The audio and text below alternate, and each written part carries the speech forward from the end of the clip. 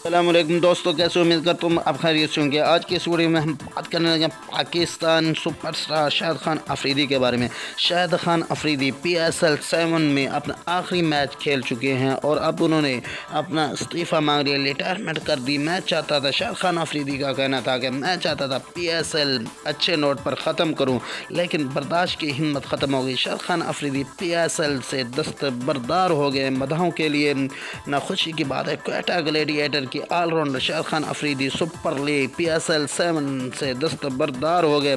شاہد خان افریدی نے کہا کہ وہ کوشش کر رہے تھے کہ PSL اچھے نوٹ پر ختم کرے، مگر پرانی انجری کی وجہ سے بہت مشکل ہو، برداشت کی ہمت ختم ہوگی۔ شاہد خان افریدی کا کہنا تھا کہ انہوں نے کوئٹہ گلیڈیٹر کے مالک ندیم عمر سے شکریہ ادا کیا اور ان سے معذرت بھی کی کہ پورا PSL نہیں کھیل پا رہا۔ شاہد خان افریدی کا کہنا تھا کہ فینس کی وجہ سے کھیلنا چاہ رہا تھا۔ ان کا مزید کہنا تھا کہ 2-3 ماہ اپنی ریہیب کروں گا تاکہ PSL میں ایکشن کر سکوں۔ واضح رہے کہ کوئٹہ گلیڈیٹر کی ٹیم پہلے ہی فاسٹ بولر محمد حسنین اور اسپن محمد نواز کی خدمات سے محروم ہو چکی تھی، اب اسے شاہد خان افریدی سے بھی بڑا دھچکا لگا۔ دوستو، اگر آپ کو یہ ویڈیو اچھی لگی ہو تو اس کو لائک کریں، شیئر کریں، سبسکرائب ضرور اور بیل آئیکن کو ضرور دبائیں۔